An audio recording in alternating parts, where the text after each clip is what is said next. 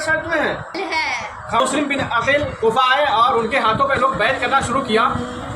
आलम यह हुआ कि ऐसा लगा मुस्लिम बिन अकील को कि अब हुसैन इब्न अली को बुला लेना चाहिए। अब उनको हालात अच्छे हैं, अब सब कुछ अच्छे है, अब उनको खत लिखा गया। खत लिख करके जब रवाना कर दिया गया, उसके बाद कूफा के लोगों ने गद्दारी किया। कूफा के लोग उसे छोड़ते चले गए, ये बतला चुके हैं। उसके बाद फिर अंजाम ये हुआ कि उनको शहीद कर दिया गया, उसके बच्चों को शहीद कर दिया गया। वो ये आलम में जब बच्चे कासिम बिन शुराइबा के घर रुके हुए थे, जिनके क्या रुके हुए थे? शुराइबा के यहाँ रुके हुए थे, तब कासिम बिन शुराइबा उनके हाथों पे, सरों पे हाथ फेरने लगे। जब हाथ फेरते तो ये कहने लगे कि ये तरीका तो हमारे नाना का था, जब यतीमों पे वो हाथ फेरा करते थे। क्या हमारे अब्बा शहीद तो नहीं हो गए? क्या वो इंतकाल तो नहीं हो गए? क्या हम यतीम तो नहीं हो गए? यही बात जब अर्ज कह रहा था, जब ये बात कह रहा था, उसी के दरमियान करता है, रोने लगता है। काजी शुरैबा बोलते हैं, हाँ बेटे, तुम्हारे वालिद साहब इस दुनिया से चल बसे हैं। कूफा वालों ने गद्दारी किया है। इधर 3 जिलहिज्जा को मुस्लिम बिन अकील को शहीद किया गया और 3 जिलहिज्जा को हुसैन रज़ी अल्लाह तआला अन्हु को चिट्ठी मिली जिसमें आने की दावत दी गई थी। अब मुस्लिम बिन अकील रोने लगे। तब लोग कहने लगे, ये खानदान, ये अली के खानदान का तो ये शोभा नहीं है, उनके शेरदार औलाद का ये तो पहचान नहीं है कि उनके खानदान आकर रोए। बोले कि हम इसलिए नहीं रो रहे हैं कि हमारा अंजाम क्या होगा, हम इसलिए नहीं रो रहे हैं कि हमारे मार दिया जाएगा, हमें तकलीफें दी गई है, हम इसलिए नहीं रो रहे हैं, बल्कि इसलिए रो रहे हैं कि हमारे साथ इतने परेशानियां, इतने अज़ियतें दी गई है, हुसैन के साथ क्या किया जाएगा? हम उसको दावत दे दिए हैं, हम उसको बुला बिठाए हैं, अब उसका अंजाम क्या होगा? वो क्या, उनके साथ कूफा वाले क्या करेंगे? जब वहाँ से हुसैन रज़ी अल्लाह तआला कई सारे हज किए, रिवायत वगैरह के करीब हज किए, हमेशा पैदल ही हज किया करते थे हुसैन। और हज के अय्याम चल रहे थे, हुसैन रज़ी अल्लाह तआला हज किए, और इस बार वो पैदल हज करने के बजाय घोड़े या ऊंट से सफ़र करने का इरादा किया। रीज़न ये रही कि कूफा वाले हो सकता है हमारे दुश्मनी में बीच में ही जान बहा कर दे, या फिर हमारे तवानाई कम हो जाए, अभी दूरी का सफ़र करना है, कूफा की तरफ जाना है, इसलिए उन्होंने पैदल सफ़र ना करने के बजाय सवारी से सफ़र करने का इरादा किया। आखिरकार जब मदीना से वो रवाना हुए हज करके, जब मदीना से जब रवाना हुए, तब उस वक्त के जय्यद सहाबा इकराम है तो हुसैन के पास आके कहते, कहाँ जा रहे हो हुसैन? क्या उस कबीले के तरफ जा रहे हो जो तुम्हारे बाप के साथ नहीं हुआ, जो हजरत अली के साथ नहीं हुआ? क्या उस कबीले की तरफ जा रहे हो जो हजरत हसन के साथ नहीं हुआ? वो कूफा वाले गद्दार हैं, वो नहीं तुम्हारे भाई का हुआ, नहीं तुम्हारे बाप के हुए, तुम्हारा कैसे होंगे? वो वफा करने वाले नहीं हैं। जैसे ही ये कहना था, हजरत हुसैन चिट्ठियों बोले कि इतने सारे चिट्ठी आई है, बुलाया गया है, देखिए किस किस तरह की चिट्ठियाँ लिखी गई है। चिट्ठियों में लिखा हुआ था कि ये जालिम जाबिर शराबी और जो इंसानियत को पामाल करने वाला इंसान के हम हाथ पर अपना बैत नहीं करेंगे, इसीलिए हम आपको निदा दे रहे हैं। कल ये नहीं कहेंगे कि हम किसी को निदा नहीं दिए। आए मोहम्मद के नवासे, आपको हमने निदा दिया, कल क़यामत में हमें नहीं कहना पड़ेगा कि हमने जालिमों के खिलाफ नहीं बोला था। हम जालिमों के खिलाफ नहीं बोला, ये कल हमको कहने के लायक नहीं रहेंगे। बोले कि ये सब जो चिट्ठी आई है इस्लाम के बारे है, अगर इस तरीके से इस्लाम के सल्तनत ऐसे बादशाह के पास रहेगा जो कि शराबी है, जुगाड़ी है, नहीं इज्जत और पामाल इस्लाम का कर रहा है, उसके खिलाफ हम नहीं करें जाएंगे तो कौन जाएगा? बुला रहे हैं हमें कूफा वाले, जब उन लोग बदल गए हैं, उन लोग का एहसास हो गया है, अब वो लोग वफा करेंगे हमारे साथ। बोले नहीं, वो तोहफा वालों का पुराना रिवाज रहा है, वो किसी के साथ भलाई नहीं किया है, वो किसी के साथ वफादारी नहीं किया है, वो बेवफा कौम है। आखिरकार हज़रत हुसैन रज़ी अल्लाह ताला अन्हु जब सफ़र करते हुए 2 मुहर्रमुल हराम को कूफा पहुंचे। कूफा में आने के बाद उसने कैंप लगाया, कैंप जिसको हम लोग टेंट बोलते हैं, टेंट आकर लगाए और लगाने के बाद वहाँ से साद बिन अबी वक्कास के नाम आप लोग जानते हैं। साद बिन अबी वक्कास बहुत ही मशहूर सहाबी हैं और ये वो सहाबियों में से शुमार होते हैं जिनको मोहम्मद सल्लल्लाहु अलैहि वसल्लम ने दुनिया ही में जन्नती कहा।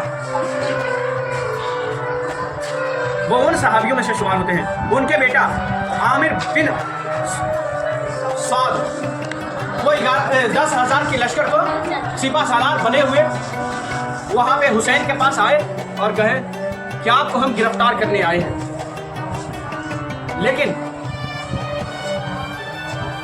हम अहले बैत से बहुत मोहब्बत करते हैं, वो भी क्यों नहीं, हम आपको गिरफ्तार करना नहीं चाहते हैं, हम आपको ले जाना नहीं चाहते हैं, लेकिन यजीद की तरफ से ये हुक्म है, ये आदेश है, आपको ले जाना ही पड़ेगा। आखिर हम आपको यहाँ से छोड़ भी दें, पीछे हमारे पीछे 1000 लश्कर है, उसको क्या जवाब देंगे, फिर हमारा अंजाम बहुत बुरा होगा। ऐसा करें, कुछ बीच का रास्ता इख्तियार किया जाए, हमारा भी इज्जत बचे और आपका भी सिलेक्शन निकल जाए। आखिरकार उन्होंने ये निष्कर्ष पे पहुंचा कि ऐसा किया जाए कि हमारे साथ चले आप और के हमारे दूरी लगाइएगा और रात के अंधेरे में आप निकल जाइएगा। क्या कीजिएगा? निकल जाइए। रात के अंधेरे में आप निकल जाइएगा, हमारा भी आमान रहेगा, आपका भी आमान रहेगा।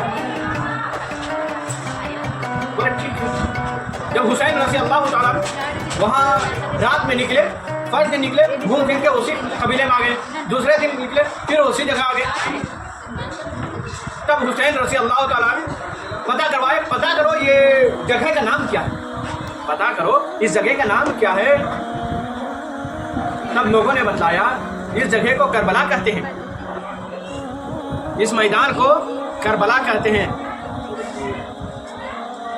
तब बोले जिस जगह पे अपना कैंप लगाए हुए थे, बोले ये जगह पता करो किसका है। जगह मालूम की गई, बोले कि उस जगह का पैसा दिया गया।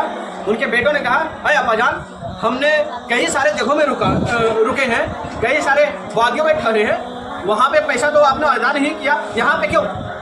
बोले बेटा, वो जगह पे रह रहे थे, 1-2 घंटे के लिए रहते थे, 1 रात के लिए रहते थे, चंद लम्हे के लिए रहते थे, अब हमें यहाँ पूरे ज़िंदगी गुजारना है, अब हमें यहाँ क़यामत तक के रहना है, क्या दूसरे के ज़मीन में रहेंगे? ये मैदान करबला है बेटा, जिसका निशानी आज से पहले मोहम्मद अरबी सल्लल्लाहु अलैहि वसल्लम ने कर दिया। यही हमारा आखिरी इंतहा मंजिल है बाबू।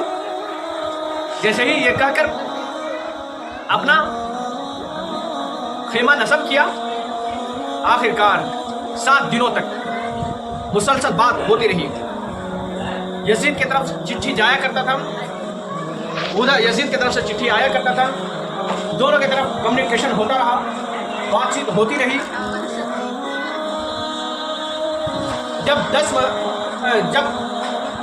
8 आशुरा का दिन आया या 7 आशुरा का दिन आया, उधर से एक चिट्ठी आई कि यजीद के हाथ पे बैत करो या जंग करो, 2 ही ऑप्शन है। अब आपके दौर में हम लोग क्या करते हैं, रिकॉर्डिंग उठाते हैं और लगा लेते हैं, अच्छा ये डील करते हैं, ऐसे नहीं इतने में मानेंगे, अच्छा ये ऐसे करो तो ऐसे करें। तो आज के हम फ़ोन पे एक लाइव हम लोग बात कर लेते हैं। उस ज़माने में तो लाइव बात कहाँ हो पाता, वहाँ चिट्ठी को लेकर जाते थे वहाँ, फिर उसको फिर वो चिट्ठी लिखता था, फिर वो ला के यहाँ देता था, फिर इस तरीके से कम्युनिकेशन होता था। आखिरकार 7 दिनों तक वहाँ रुके। 7 दिनों के बाद ये नतीजा निकला कि मन ना लगा। कहाँ थे? कम्युनिकेशन हो रहा था, कम्युनिकेशन सही ना, प्रोनाउंसिएशन सही है हमारी ना।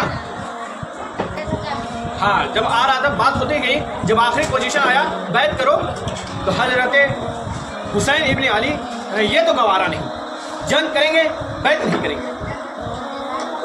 बैत माने उनको अपना बादशाह तस्लीम कर लेना, उसको मान लेना, बोले कि हम अपना जालिम बादशाह को मानेंगे नहीं, हम ऐसे बादशाह को तस्लीम नहीं करेंगे जो इस्लाम से उसका कोई वाबस्ता नहीं हो, जो इस्लाम के खिलाफ काम करता हो,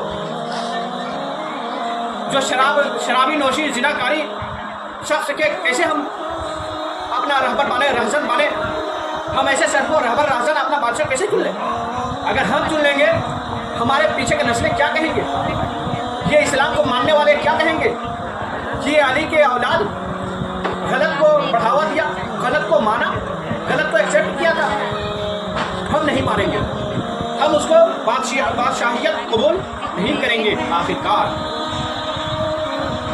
जंग करने का इरादा है कि हम जंग करेंगे, ये पेशन गोई को पूरा नहीं है, वो होना ही है, अब करेंगे ही। आखिरकार बोला ठीक है, बोला कल आशुरा का दिन है, रात का मोहलत मांगा गया। क्या किया गया? बोले रात हमारी इबादत के लिए हमें दे दे, ये रात बहुत मौसस है, बहुत मुअद्दब है, ये रात हमें दे दे, उसके बाद जंग करेंगे इंशाअल्लाह। रात भर इबादतें हुई, नमाजें पढ़े, अंजाम मालूम है कल हमारे अंजाम क्या होगा। वो शिमर जिनका अंजाम सुनोगे मरने के लिए तो कहोगे फांसी लगना मंजूर है, वैसी मौत से बढ़िया है, ऐसी दर्दनाक मौत, ऐसी दर्दनाक मौत कि कभी रूह कांप जाएगा सुनकर। जब शिमर 10,000 लश्करों के लेकर जब मैदान करबला में आया और ये कहा कि ये जो आमिर बिन साद है ये अच्छा से काम नहीं कर रहा है, ये हुसैन से बातें क्या करता है, हुसैन के साथ तलबगारी क्या करता है, ये हुसैन के साथ है ये, और उसको बहुत शौक था सल्तनत का। दक्कन जिस जगह का अभी हम कहते हैं, जो अभी इराक का बहुत ही मशहूर शहर है, वो वहाँ का बादशाह बनना चाहता था। और ये कब मुमकिन था कि अगर अमर बिन साद अगर वो माजून वहाँ से हो जाए, अगर उनको हटा दिया जाए, तब ये बन सकते थे। तो बोले कि इस लश्कर को हमें दीजिए, हम हुसैन के साथ डील कर लेंगे। आखिरकार शिमर के नेतृत्व में, यानी उसके निगरानी में, उसके ऑर्डर पर यह जंग का आगाज हुआ। आखिर जब मुहर्रम के आशूरे की रात यानी 10वीं के शब तमाम खेमों से बुलाया गया, और खेमों से बुलाने के बाद सभी को बोला कि सभी आ जाएं, और रात में बुलाने के बाद खेमा के लाइट ऑफ कर दिया, यानी चिराग बुझा दिया। चिराग बुझाने के बाद कहते हैं कि जिसको जाना है जा सकता है, क्या करना है? जिसको जाना है जा सकता है, कोई उसको मना नहीं करता। लाइट बुझा दिया गया है। आखिरकार हो सकता है आप लोगों को शर्म आए कि हुसैन के सामने कैसे जाए, लाइट बुझा दिए, आप लोग चले जाओ, एक के हाथ से हाथ पकड़ लो, हम मना नहीं करते। ये जंग हमसे करना चाहते हैं, आप लोगों से नहीं, क्योंकि शिमर हज़रत अली, हज़रत फातिमा के विलादत के बाद, हज़रत फातिमा जो बिनते मोहम्मद है, मोहम्मद के बेटी है फातिमा रज़ी अल्लाह, शादी कौन की थी? हज़रत अली, तो उनका नाम फातिमा था। उनके इंतकाल के बाद हज़रत फातिमा वसीयत करके गई थी कि जब हमारा इंतकाल हो जाए आप दूसरा शादी कर लीजिए, आप दूसरा शादी कर लीजिएगा। आखिरकार उसके कहने पर उसने दूसरा शादी कर लिए, और दूसरा जिससे शादी किए थे उनका भी नाम फातिमा, उनका नाम क्या था? उनका नाम फातिमा था। तो हज़रत अली बोला करते थे फातिमा, फातिमा बोला करते थे, तो वो कहते कि हमें फातिमा ना बोला करो, हमें फातिमा ना बोला करो, वो बिनते मोहम्मद, उनके मुकाबले हम कहाँ, वो जन्नत के सरदार, औरतों के सरदार, बेटा मर्दों के सरदार, बोले हम उसके मुकाबले कैसे हो सकते हैं, नहीं हो पाएंगे। आप हमें फातिमा के नाम से ना बुलाया करें। और दूसरी बात है, आप अगर हमें फातिमा के नाम से बुलाएंगे ना तो ये दो साहबजादे जो हैं हल्के हुसैन और हसन, इसको बुरा लगेगा, इसको अच्छा नहीं लगेगा, ये नहीं चाहते, इसको बार बार यतीमी होने का एहसास होगा। क्या होगा? अब हम बार बार बोले फातिमा फातिमा बोलेंगे तो उसके माँ का नाम होगा, और उसके माँ के नाम अगर बोलेंगे तो उसको यतीमी का एहसास होगा ना, ये नहीं चाहते हैं।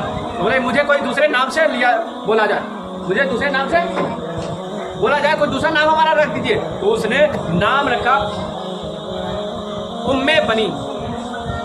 क्या नाम रखा? उम्मे बनी, उसका नाम रखा गया। इसका माना होता है बेटों के नाम। इसका माना होता है मतलब कि वो हजरत अली रज़ी अल्लाह ताला तजवीज़ है कि ऐ हजरत अली आप शादी कर लेना ताकि हमारे और ऐसे ताकि हमारे बेटों का साथ देने वाला कोई बेटा हो। क्या ऐसा करें कि हमारे ज़्यादा उनके भाइयाँ हो ताकि उनको चित्रकारिता कर ले, अच्छा मौका मिला। इसका रहे थे हाँ चित्रकारिता, उनका भाई को हो जाए, उनका अगर ज़्यादा भाई होगा तो उनका कोई हेल्प करेंगे, उनका कोई मदद करेंगे। इसीलिए आप शादी कर लीजिएगा और ताकि हुसैन का कोई साथ देने वाला हो, हजरत हुसैन का साथ देने वाला हो मैदान करबला। क्या हो? मैदान करबला में कोई साथ देने वाला हो। आखिरकार रिवायतों में आता है कि उनको लगातार 5 बेटे हुए। सॉरी, दूसरी माँ के जो औलाद थे उनके रिलेशन में थे। क्या थे? उनके रिश्तेदार में था। उसने कहा कि हम अपने भाइयों को छोड़ करके सभी को खिलाफ हम एक्शन लेंगे, सभी के साथ हम जंग करेंगे, मगर अपने भाइयों को छोड़ देंगे। क्या करेंगे? अपने भाइयों को छोड़ देंगे। उनके 5 भाई थे। उनका नाम था अब्बास इब्ने अली, अब्दुल्ला इब्ने अली, जाफर इब्ने अली, अफौन ऐसे ही है, इब्ने अली। ये सब हजरत अली के दूसरे बीवी से औलाद थे।